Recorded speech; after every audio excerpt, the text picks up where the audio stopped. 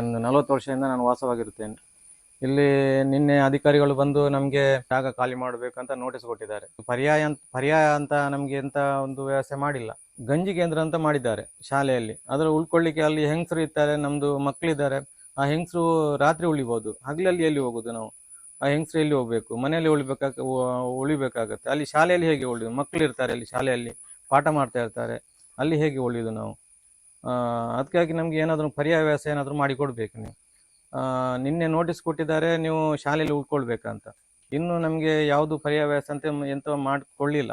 ಇಷ್ಟುವರೆಗೆ ಯಾರು ಬರಲಿಲ್ಲ ನಮಗೆ. ಅಧಿಕಾರಿ ನಿನ್ನೆ ಜಿಲ್ಲಾಧಿಕಾರಿ ಇವರು ತಹಶೀಲ್ದಾರ್ ಬಂದು ಹೋಗಿದ್ದಾರೆ ಅಷ್ಟೇ ವಿನ ಮತ್ತೆ ಇಷ್ಟವರೆಗೆ ಯಾರು ಬರಲಿಲ್ಲ. ನಾವು 8 ಮಂದಿ ಅಲ್ಲಿ ಉಳಿಯುವುದು ಹೇಗೆ ನಾವು ಅಲ್ಲಿ? ಅದಕ್ಕೆ ನೀವೇನಾದರೂ ಒಂದು ವ್ಯವಸ್ಥೆ ಮಾಡಿ ಕೊಡಬೇಕು. ಇದು ರೆಂಜಾಳ ಗ್ರಾಮದ ತರಲ್ಲಬೆಟ್ಟು ಹೆಡ್ಮೆಯಲ್ಲಿ ಒಂದು ಲ್ಯಾಂಡ್ ಸ್ಲೈಡಿಂಗ್ ಆಗುವಂಥ ಒಂದು ಲಕ್ಷಣಗಳು ಭಾಳ ಕಾಣ್ತಾ ಇವೆ. ಒಂದು ಸಾಧಾರಣ 1.5 ಎಕರೆಯಷ್ಟು ಜಾಗದಲ್ಲಿ ಇದು ಜಾಗ ಒಡೆದು ಸಾಧಾರಣ 5 ಫೀಟಿಗಿಂತ 7 ಫೀಟ್ ಗ್ಯಾಪ್ ಆಗಿದೆ. ಇದರ ಪರಿಸರದಲ್ಲಿ 2, 3, 4 ಮನೆಗಳಿವೆ.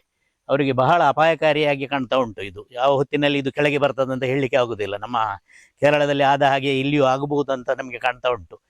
ಈ ಮನೆಯವರೆಲ್ಲರೂ ಆದಷ್ಟು ದೂರದಲ್ಲಿ ಇರುವುದೇ ಒಳಿತು ಅಂತ ನಮಗೆ ಅನಿಸ್ತಾ ಇದೆ.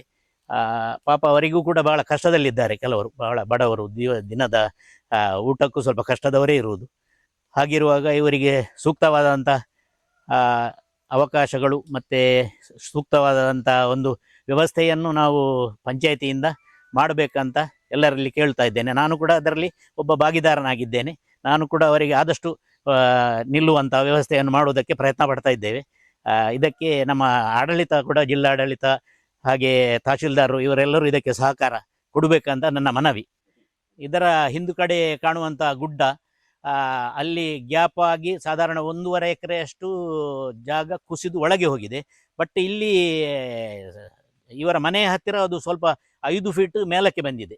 ಆ ಜಾಗ ಮೇಲಕ್ಕೆ ಬಂದು ಈಗ ಮಣ್ಣು ಹೊರಕ್ಕೆ ತಳ್ಳುವಂಥ ಒಂದು ಸನ್ನಿವೇಶ ಕಾಣ್ತಾ ಉಂಟು. ಅದು ಬಹಳ ಅಪಾಯಕಾರಿ ಎಂದು ನಮಗೆ ಮನಗಂಡಿದೆ. ಇದು ಖಂಡಿತವಾಗಿಯೂ ಇವರು ಮನೆಯಲ್ಲಿ ನಿಲ್ಲುವುದು ಸೂಕ್ತವೇ ಅಲ್ಲ ಖಂಡಿತ.